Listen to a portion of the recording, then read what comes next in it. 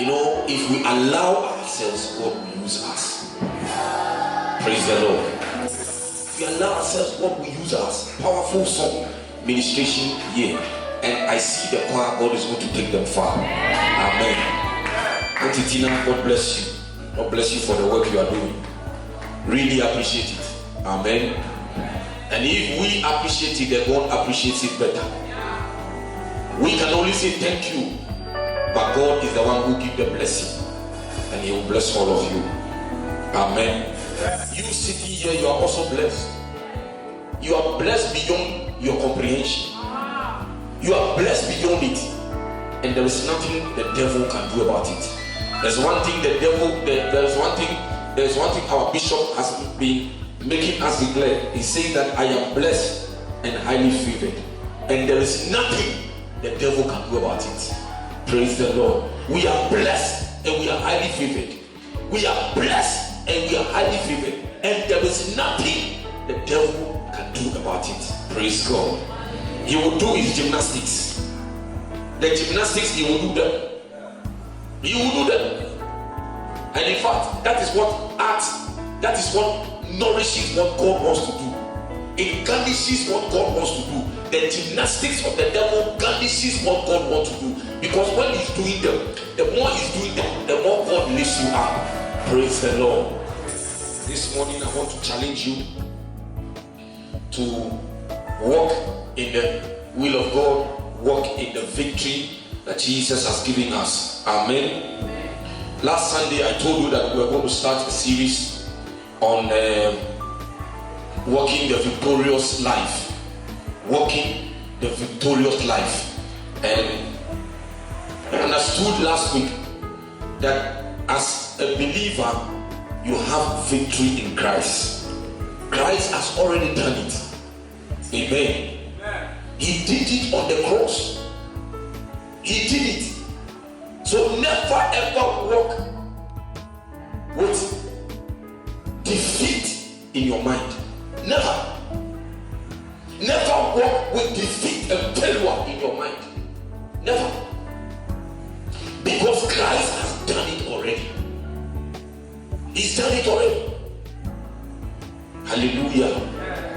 If your father has a lot of money in the bank, all you need is his signature.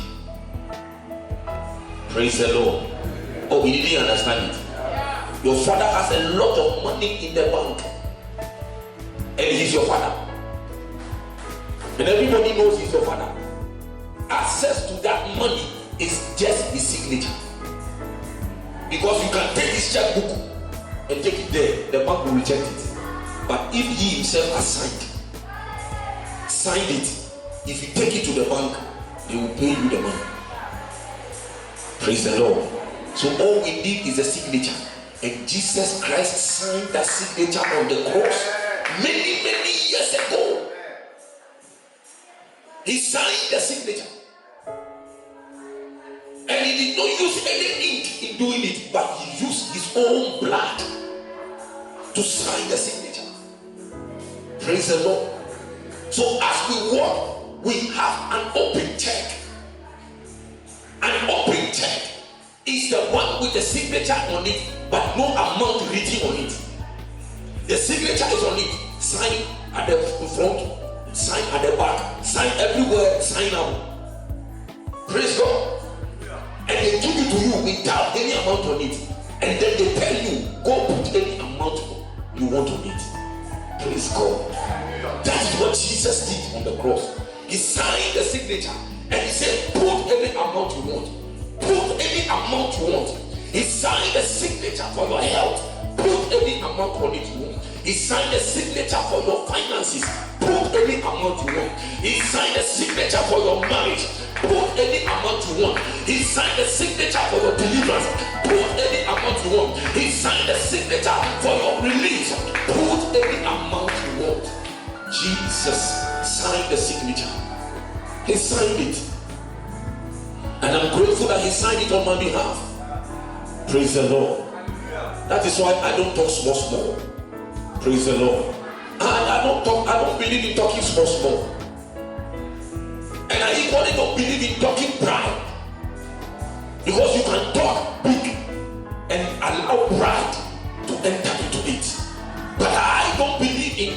like that. Praise God. I believe in speaking to the devil because he's the source of pride. Speak to him and kill his intentions. Praise the Lord. Speak to him and kill his intentions. But God has made us big. I am not small. Amen. You are not small. Tell yourself, I am not small.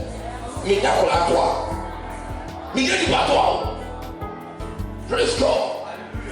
We are not nobodies. I am not a nobody. You are not a nobody. Christ has made us somebody. He has made you somebody. He's made me somebody. Amen. And I've come to realize that anything at all you want in life, speak it and you are there. Hallelujah. Speak it and you are there. Speak it and you are there. Some people spoke it. They did not believe well. So they are not well there. But I believe it. I will be there. Hallelujah. I'm telling you, I will be there. I will be there. And I believe that whatever you are said, you will be there. Whatever we are said here, we shall be there. Praise the Lord. Praise the Lord. You see that auditorium, we will build it here. Here. And we will climb up. And when we are having service, we will oversee the whole town. We are overseeing the whole town. We are having a service and we are up. Yes, we will be. Praise the Lord. It is God who will do it. And he will do it. Praise God. Praise God. You see, a time is coming. If you don't take care and you get here by 9:30, you will have to wait for the next service. Hallelujah. And you wait for the next service. And if you don't take care, you get here time 10 o'clock. You may have to join the 10th service. Hallelujah.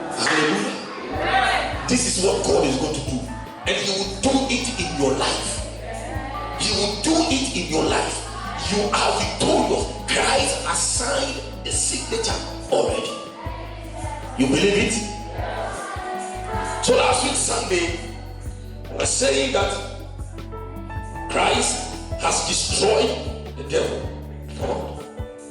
Praise the Lord. And I told you that you will never walk in victory until you know your enemy is defeated. Never. You will never walk in victory until you know your enemy is defeated. You are never declared a champion until you have won a battle. Praise the Lord. And in our case, we are so fortunate that we don't need to fight anything. Christ has already done the fighting. What he says that, say it and you will have it. Hallelujah. Say it and you have it. Say it. The work you have to do is to believe in him. Build your faith in Christ. Praise the Lord. Your starting point is never a defeat point. It is a point of victory. Your starting point is a point of victory. You can never be a winner as long as you see yourself a hopeless, helpless, and defenseless victim of the devil. You will never win. And people will never win. You say you are hopeless, and you see yourself helpless, and you see yourself defenseless. You are always a victim of the devil. But I am hopeful. Praise God. We here, we are hopeful. We here, we are defended by God. Hallelujah. Hallelujah. I love the scripture which says that. He said, Jerusalem shall be a city without a wall. But the Lord said, I myself shall be a wall around it. Praise the Lord. So they may see me defenseless. They may see me without walls. They may see me without a future. They may see me without anything. But the Lord himself said that he himself, he is my defense. So you may not see with a human eye, but God is my defense. Don't try it. Don't try it. Don't try a shit fire. Praise the Lord. So you are not defenseless. And let me tell you, Satan has no power or authority to defeat you anymore. He has no power. You see, this thing will have to, I keep telling you here and here, I keep saying it here over and over, that what the devil will not allow you to do is to come to the point of knowledge.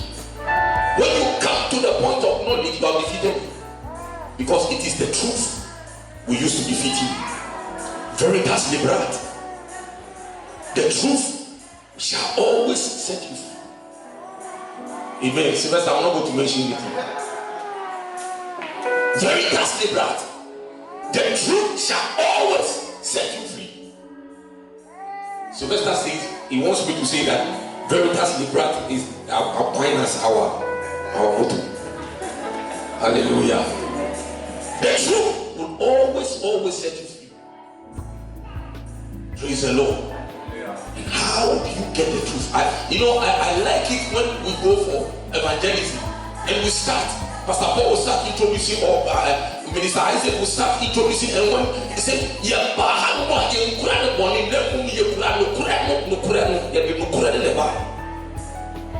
no, people say,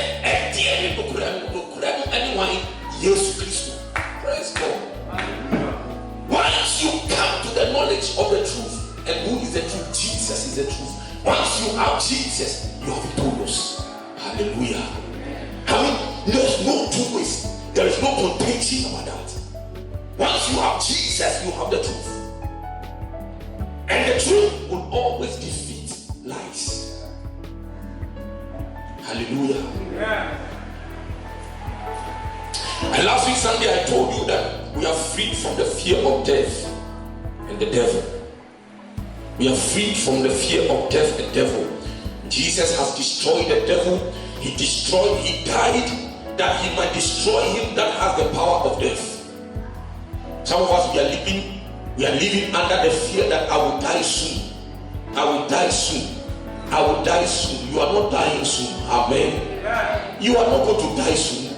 You are not going to die. Praise the Lord. You shall not die.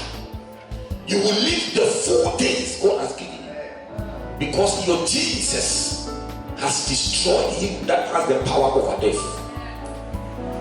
The one that has power, the one that holds death in his hands, Jesus destroyed him. Last Sunday we said that the word destroy means kataj. It's a Greek word, kataj. Meaning Jesus made the devil powerless. Meaning Jesus made the devil powerless. He brought everything the devil has done to naught. When he destroyed the power of him that holds death, he brought everything he has done to zero. Praise God. He has reduced him to zero. And I told you that if the devil has written 1,000, he has written 1,000,000. Whatever the devil has written against you, he has written failure, 1,000. He has written no marriage, 1,000. He has written poverty, 1,000. Don't worry. Everything the devil has written, all you need is Jesus. When Jesus comes, he puts times zero over there. And any number times zero is what? Zero. So Jesus comes in, puts zero there, and brings every work of the devil to zero. Your Jesus is great. Hallelujah. Praise God. Praise God. Jesus has made of no effect and has paralyzed. He's paralyzed him. He has given him cerebrospinal meningitis. Hallelujah. Praise God. Jesus has given the devil cerebrospinal meningitis. It means that he has put a virus, he has put bacteria in the spine of the devil. So he has broken his spine. And when your spine is broken, you go down. Paralyzing. Anything that seems to be standing in your life to destroy you, the devil, Jesus has paralyzed it. Praise the Lord. You see, the demons that think they are working, the demons that the day you were born, you were introduced to, the demons that you were handed over to, the demons that your parents who are not serving God, or whoever is not serving God and has taken your name there and think that they are protecting you by but they are rather destroying your life. When you come to Jesus, he paralyzes them, breaks their fronts, breaks them down. Hallelujah. Jesus is great. Now,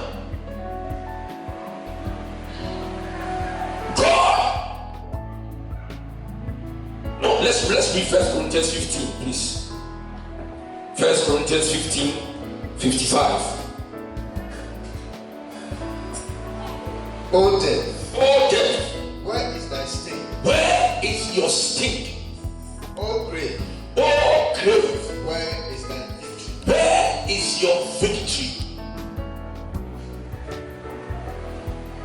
Hallelujah. Read to 57 for me, please. The sting of death is sin. The sting of death is what? Is sin. Is sin. The strength of sin is the law. And the strength of sin is what? Is the law. Is the law. But thanks be to God. But thanks be to God. Which giveth us victory. Who gives us victory? Through our Lord Jesus Christ. In Jesus Christ. Hallelujah. Yeah. Death is destroyed. Hallelujah. And you know the death here I'm talking about, I'm talking both death, spiritual and physical death. If you are in Christ, death has been destroyed already. Physical death, spiritual death. He said, oh death, where is your sting? Death no longer has control over you. Amen.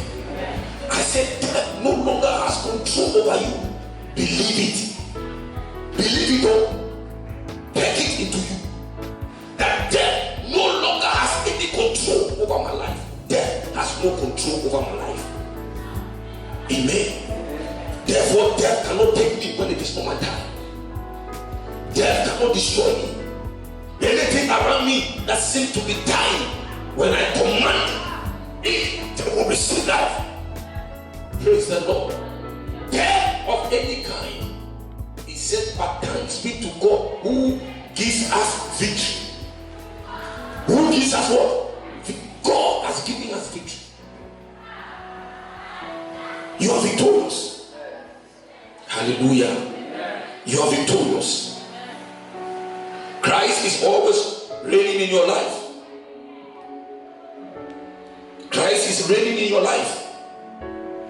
Death has no power over you. Christ is reigning in your life. Because Jesus' death and his resurrection released us from the fear of the devil and of death. The scepter of the royal symbol is taken back. And I want to go back. That's why last week I told you that I will take you through how it all began. Praise the Lord. How it all began. When God created man, what God had in mind. When God created man, what God had in mind was a beautiful life. God didn't create the world for us to see immortal like the way we are seeing here. Taking away beauty. You walk in town and everywhere is bazaar. Praise the Lord. God did not create it like that. God created a progressive world. He created a progressive world. Day in, day out, things are getting better. That is what God created. Amen. He created a world where there is no animosity, there is no fight, there is no bitterness. God created a beautiful world. That is how it all began. And don't forget, we are talking about walking in victory. And I want you to understand how come we lost our position. And we'll come to the place of understanding what God has done for us. Praise God. Because as a Christian, you must walk in a victorious life. You must walk a victorious life. Praise the Lord. So in Genesis chapter 1 verse 26. Genesis chapter 21 verse 26. Please read it for me. And God said, when God created man, in verse 26 chapter 1, Genesis chapter 1, that's the beginning of creation. In in verse 26, God said something. What did he say? Let us make man in our image. God said, let us make man after creating the waters and creating the sun, the moon, and everything, creating the plants, creating the fishes in the sea. He created everything, the sky, all the things that we see around us. God created them, and then God said, let us make man in our image. Make man in our image. After our likeness. After our likeness. And let them have dominion. And let them have dominion. Please go back. Let us make man in what? In our image. In our image. And what? After our likeness. And after our likeness. Do you understand that? Photocopy. God said that let us make man in our image and after our likeness. Amen. So if I have eyes, God has eyes. If I have nose, God has nose. If I can smell, God can smell. God said that let us make man in our image. So as I stand here, I am the image of God. Yes. As you sit here, you are the image of God. Praise the Lord. Praise the Lord. You see, what the devil didn't like is God giving the authority of this earth to man. And that is why he's always fighting us. Praise the Lord. That's why he will always want to fight us. And please continue. And let them have dominion over the fish of the sea. And let man have dominion over what? The fish of the sea. The fish of the sea. And over the fowl of the air. And over the fowl of the air. And over the cattle. And over the cattle. And over all the earth. And over all the earth. And over every creeping thing. And over every crippling thing. That creepeth upon the earth. That moveth upon, creepeth upon the earth. You see, God is saying that let us give dominion. Let us give authority. If read verse 27 for me. So God created man in his own image. And God created man in his own image. In the image of God created he him. In the image of God. So God made me and made you in his image. And he has given us dominion. Praise the Lord. God has given us authority. This world, this earth we are moving on. The world originally was given to us. Hallelujah. That is why we are going back to how it began. If I have victory and I'm supposed to walk in victory. Last Sunday, I was telling you that if you are moving in front of the house and it's your father's house, and you don't know it's your father's house, what will you do? You will move and go.